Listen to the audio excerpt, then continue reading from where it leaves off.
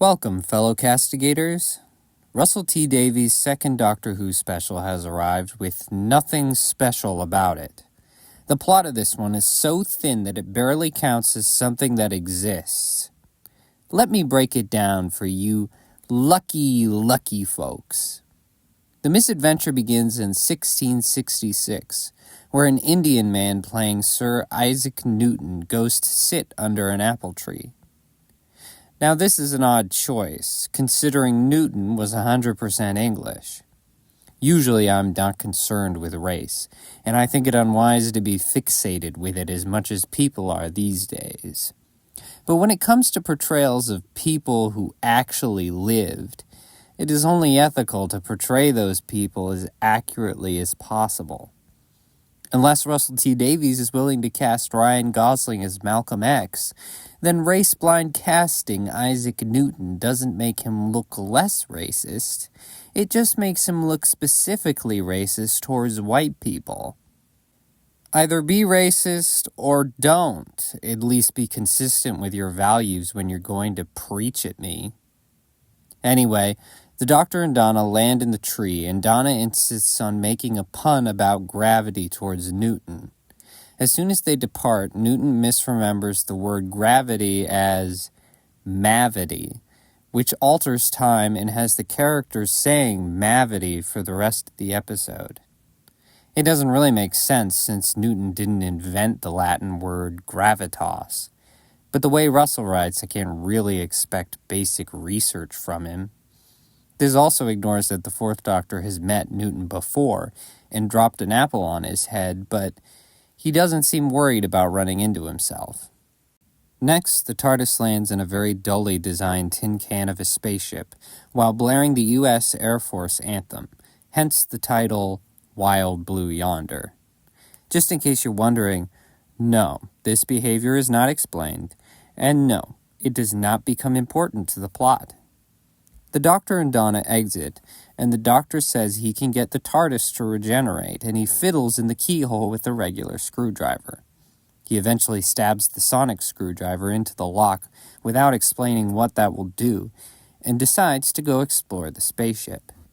The Doctor and Donna seem impressed by the largely CGI interior of the spaceship, but it honestly doesn't have a lot of distinctive features.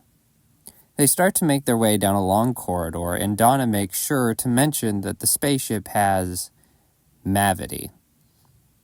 Donna then mentions that she thinks Isaac Newton was hot, which the Doctor agrees. He says, "Oh, is that who I am now? Didn't know that I was into that sort of thing." To which Donna replies that she always thought he was gay. No, he isn't. When the Doctor regenerates, he may take on a new body and some new personality traits, but he's still the same person. Every Doctor has a certain number of character traits that stay the same every time, or he wouldn't believably be the Doctor. Back in 2017, the BBC declared that every strong female character on the show wasn't good enough, and that the Doctor had to be female in order for there to be proper woman empowerment in the show. And this is the same thing all over again. All previous gay characters aren't enough for Russell. He just has to appropriate the Doctor so he can feel the ultimate smug satisfaction of moral superiority. In the end, these decisions are a disservice to the people groups represented, as they no longer get their own original characters. Russell and the BBC are determined to belittle their audience by acting like the characters literally have to be them so that they can see themselves in those characters. Anyone who falls for this predictable Russell T nonsense will find that their brains have slowly been liquefying over the years by constantly allowing themselves to be pandered to with minimal effort from writers. This show has defied the canon too many times and spit on the legacies of the wonderful, talented people who have made this show great for over 50 years. This worthless, lazy, self-righteous drivel isn't worthy of claiming those legacies with the name Doctor Who. Now, where the hell was I? Oh, yes. The Doctor and Donna are ambling down a hallway being gay when they hear the TARDIS taking off, and they run back to it to see it dematerialize with the sonic screwdriver still stuck in it. Damn, it's like even Russell knows that he made the screwdriver too powerful. Donna panics like she's never been in danger before, and the Doctor explains that when the TARDIS remodeled itself, he forgot to turn off the hostile action displacement system, where the TARDIS retreats when there's danger nearby. Why would this ever be useful? Every time something bad happens, your means of escape disappears? And what's the radius on the system? You're telling me that something hostile wasn't happening nearby when they were parked on a London street? Russell refuses to elaborate more, but it doesn't matter because the Doctor explains that the TARDIS will return once the hostile danger is over. Stomping a button on the floor, the Doctor summons an anti-gravity maintenance cart, and then he drives it a comically short way to a rusty, three-eyed robot who is moving very slowly. He doesn't speak, so they don't bother with him and move on. This time, Donna insists on driving and says that only idiots say Allons-y, which Russell T. Davies doesn't understand is really offensive to French people. The Doctor turns on an onboard drone to survey the rest of the ship. There are no stars to be seen, and the Doctor posits that the ship fell into a wormhole and is now at the very edge of the universe, whatever that means. The music starts to sound like Stranger Things, and then the Doctor starts licking the ship's base plates to see if they're dangerous. The ship starts to get cold, and the Doctor discusses Gallifrey with Donna, who is obviously an evil doppelganger. Before the Doctor has time to become suspicious, Doppeldonna's arms become too long and flop to the floor. The Doppeldoctor's arms become too long as well, and he chases the real Donna with his big monkey arms dragging behind him. His weird CGI jaw droops towards the ground, and Doppeldonna develops two sets of knees. The Knot Things, as the Disney Plus subtitles call them, chase the Doctor and Donna down the hallway with the anti-gravity cart, and they become increasingly larger until they become stuck. The doppelgangers are all tangled up with each other, and it's not fun to look at. The Doctor and Donna get separated, but run into each other along the way. They try to prove each other as the genuine article by talking about personal things. They go on to reinforce the disgusting travesty that is the timeless child, and the Doctor says he feels responsible for the flux, which no one in the audience cares about. Over with Donna, the Doppeldoc folds backwards and talks to Donna with his head between his legs. Well, it's not every day you see the stupidest thing you've ever seen in your life. The Doppeldoc chases Donna with the exorcist walk, and the four characters end up in the same room again. The Doctor inexplicably pulls a salt shaker out of his pocket and draws a line between them and the monsters.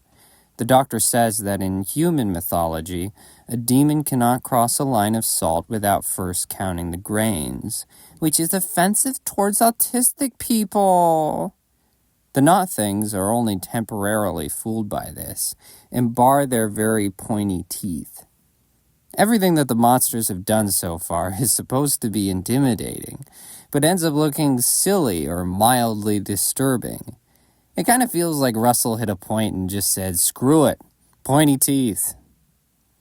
The Doctor then drops a glass barrier between them and the Knot Things that looks just like the one on the Meep spaceship.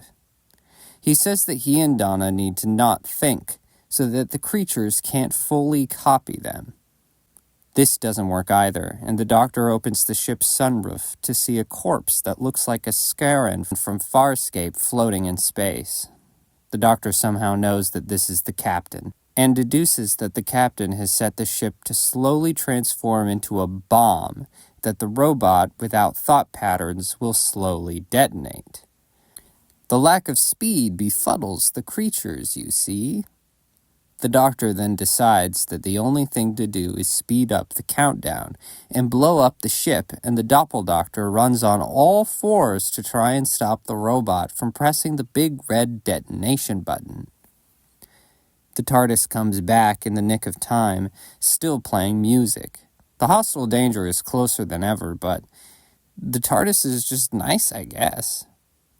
The Doctor accidentally picks up the wrong Donna after interrogating them both, and the Doctor uses the wheelchair ramp to launch the Doppeldonna out of the TARDIS. The Doctor and Donna fly away as the ship explodes. Who those creatures were, where they came from, and how exactly they did that stuff are all things never explicitly stated. The Doctor confides in Donna that he feels he shouldn't have done the thing with the salt, as it's dangerous to introduce superstition at the edge of the universe, where all things are possible. I'm not sure what any of that means, but I'm sure it will be pretty embarrassing when it becomes a factor later on. Finally, the Doctor and Donna land in London and find Wilfred Mott waiting for them. Wilfred says everyone is going mad, and then the episode ends. You can probably see why I said this barely counts as existing. There's no story at all, barely a plot, barely science fiction, as the creatures are never explained. And to top it all off, the characters don't actually get to do anything.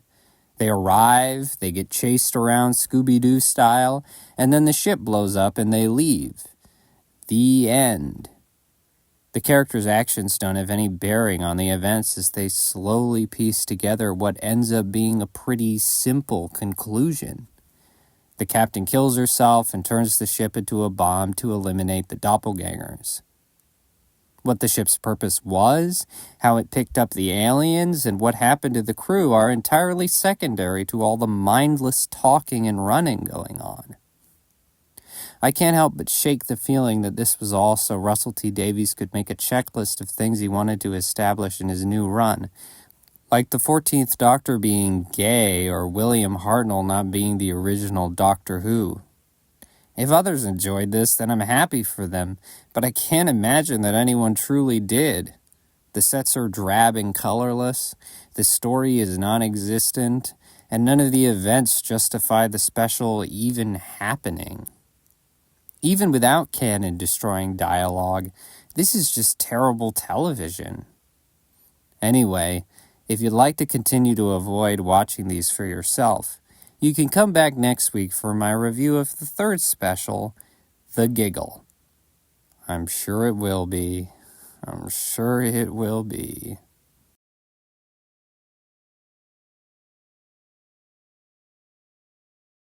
Well, this is gay.